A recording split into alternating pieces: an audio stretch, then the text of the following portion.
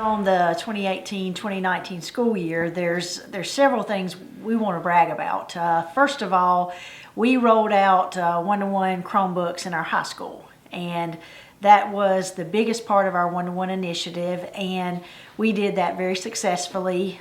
From day one, students were taking Chromebooks home, and we felt like we were really ready to use them in our classrooms, and so that was a success. We also had some really good student successes and extracurricular things. There's so many that they're hard to remember, but some that stand out is we had a 5th grade jet toy team that won the region and the state and went on to compete in Detroit and actually won the national jet toy competition. That was a group of 5th graders from Star Elementary School. We had some successes in athletics. Our baseball team for the first time ever won the district, and then went on and really was 1 out away from winning the state championship. So we were upper state champions and made a really good showing in the state. We had a state championship wrestler.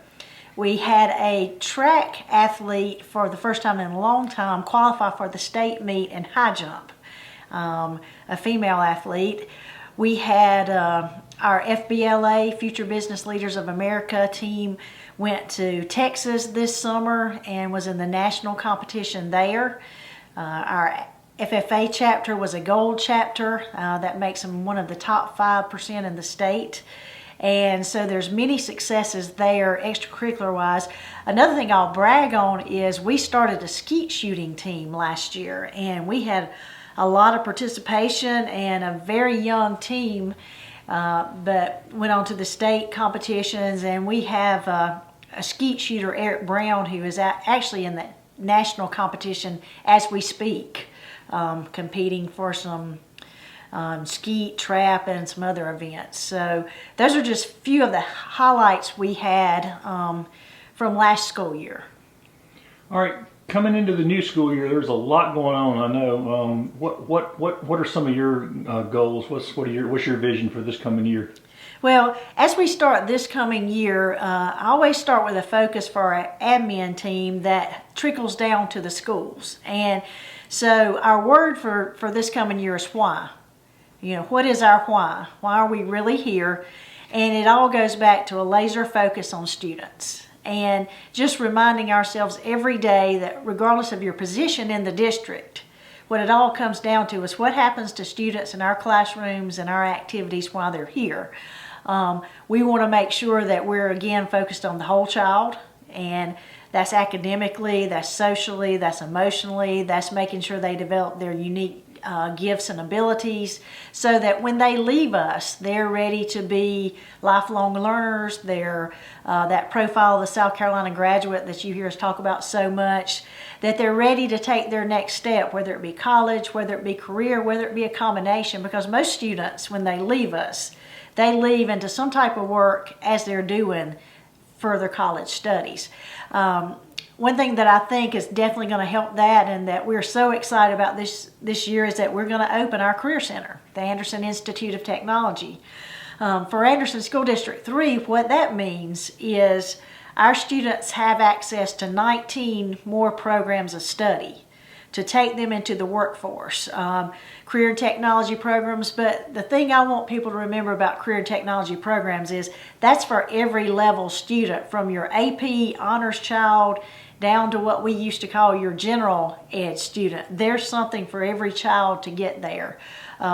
We'll be opening the doors of that building, and for Anderson 3, that's a game changer. We go from being able to offer 4 CAPE programs to now really 23 opportunities when you count the 19 at AIT and the 4 we'll still have at Crescent High School. You know, that is the capstone project of the penny sales tax for us, was building that building, getting it open. We have a great staff there. We've done a lot of work getting ready to go, and so on day one it's going to be exciting. I think we have about 125 kids next year from Crescent who will start, and that'll build as it fits into their schedule better and as they do their career planning. But that definitely is the one huge highlight going into the 2019-2020 school year. Another big rollout we have, and this will really complete our one-to-one initiative, is last year we had classroom Chromebooks at the middle school. With the onset of this year, every child at the middle school will also have an individual Chromebook that they will be able to take home every day, and that will really complete our one-to-one initiative. Last year we rolled out 800 additional Chromebooks.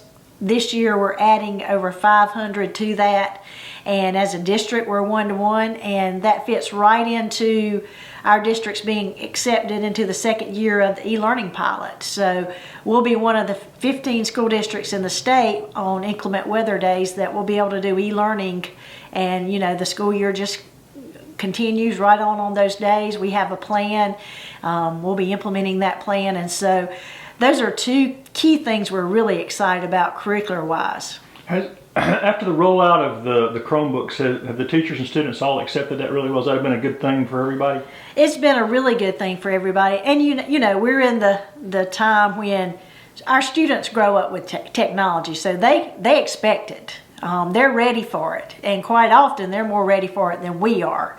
And so it's been very well received, and students are excited, teachers are excited.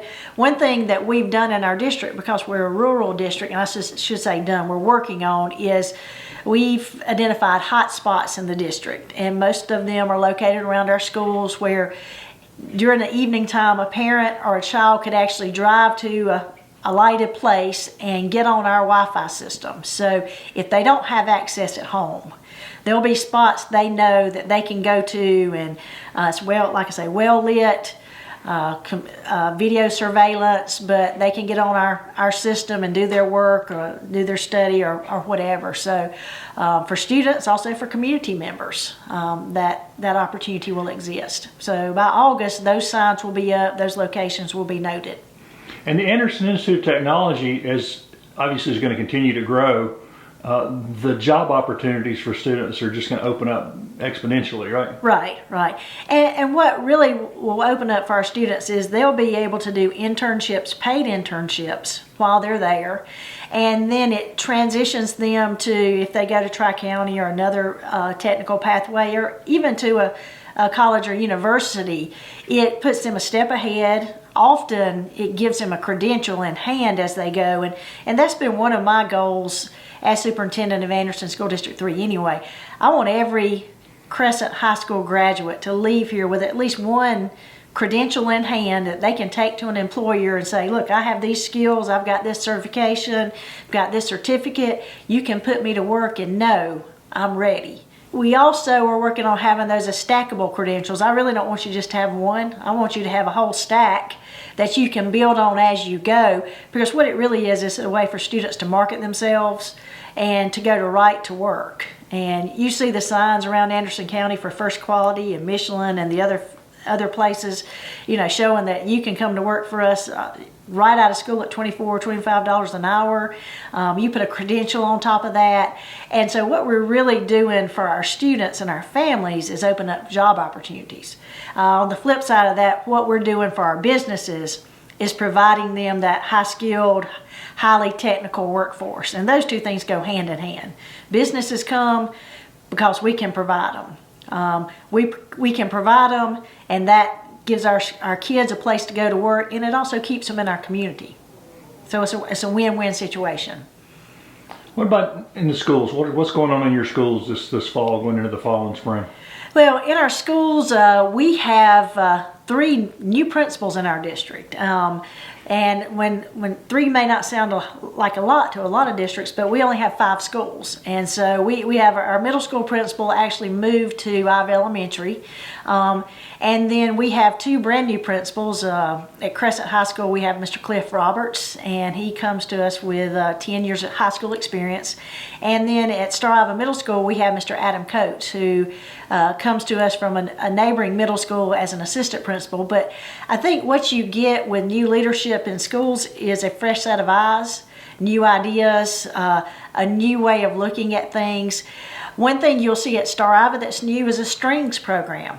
And that's one thing we've been looking to add in our district, but just haven't had the right combination of personnel and timing. And so as Mr. Coates came in, we had a music opening, and he had a person that could feel the need of music and bring us the opportunity for strings. So I'm really excited to see how that program builds. We have some additional opportunities in honors classes at the high school just to make our students more well-rounded. We've had a couple teachers take some AP endorsement classes this year that will give us some opportunities in band and music. We may not actually have students in those classes next year, but we'll start building toward that. So continue focus on STEM. I think especially K through 8, we've done a lot with science, technology, engineering, and math, and really now adding that arts piece to it to make it STEAM. So that's another emphasis that will continue. What about safety? You know, that was a big thing coming into last year, and they made some changes. How did that go, and how's it looking coming into this year? Well, last year we added some additional cameras and some things like that. This year, and really this summer, we're not quite finished, but we've taken some safety funds that we got from the state, and we're rekeying all of our buildings. And when you have a district that has some buildings with the age of ours, you wouldn't believe the number of different keys we have, or maybe you would. But when we're done with this initiative, I'll have a swipe card that can get me into any building in our district. And each person in our district will have a swipe card with different levels of security. Now, that's a convenience for me because right now I don't have a key to any building in our district but the district office. But with that swipe card also is a record of what building I go into and when I go into it, and the same thing for anybody going into a building with a swipe card. So what it gives us is not only convenience, but also greater security of knowing who's coming in, who's coming out, and who's at what location. And so that's hopefully will be done in the next month or so, but that's the biggest additional piece to our security. We've had SROs in our buildings, each building for about 5 years now, so we'll continue that process. We've looked at some additional crisis response training in addition to ALICE. I know we've been doing the ALICE training for a long time. We've looked at some additional approaches to that can only make us better, and we'll be rolling out some of that training to our staff. We put in some fencing in some places. You may see some at Crescent just as students change classes. Last year we really started keeping them inside the buildings to change classes, but it's logistically it's really hard in small hallways, and so we put in some fencing in some areas where they can change classes outside but still be isolated from traffic going up and down 81 and in the parking lot, so still feeling secure there. You mentioned over the past year some accomplishments. How important are athletics and extracurricular activities for your students?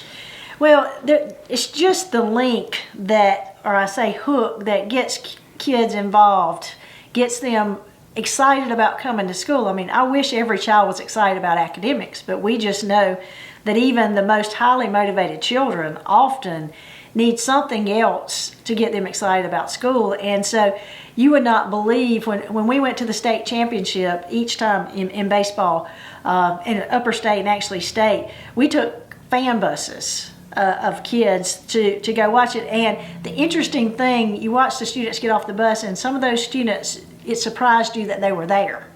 And it just shows you that when they have an opportunity to be a part of something and be excited about something, they want to do it. And then that excitement flows over into the classroom.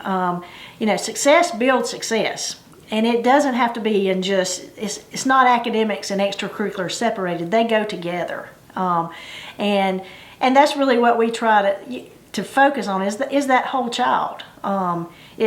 Children are more than a test score. They're much more than a test score. The test score just tells me something about their ability.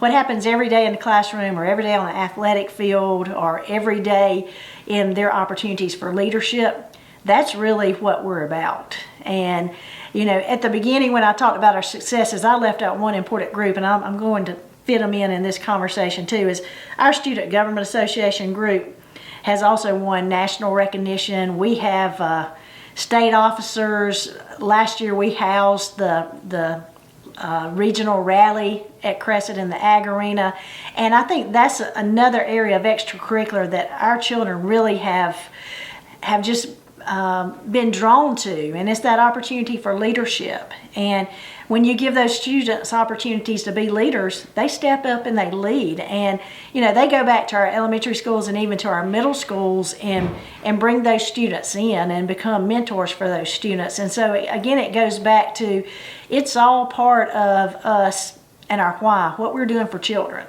And we're here to help every child be successful in every way and to develop their potential. And that's not a narrow focus, that's a huge focus. And academics is a part of it, extracurriculars, leadership, helping them build confidence, helping them through transitions when sometimes, from one day to another, you just need a little extra help emotionally. And all that comes into play into being success. And your FFA program's won state awards and is well known too, and with the big barn and all over there, and kids involved in that. I've done some work over there and seen what they're doing. Mm-hmm. Yeah, and FFA will always be a tremendous part of our tradition and our heritage, and our program with the arena, doing the rodeo and doing our own shows and doing other shows in our own venue has brought that focus even greater to Crescent High School, because now we're not traveling to other places that really have less adequate facilities than we do. People are coming to us in a very state-of-the-art facility, and so that program is growing. And even though AIT will have an ag program of its own, Crescent will continue to have that strong focus in ag, because you just don't quit what you're doing a great job at. And FFA is definitely that area that we are drawn to. Our kids love it, and we have the best instructors in the state, so that goes without saying.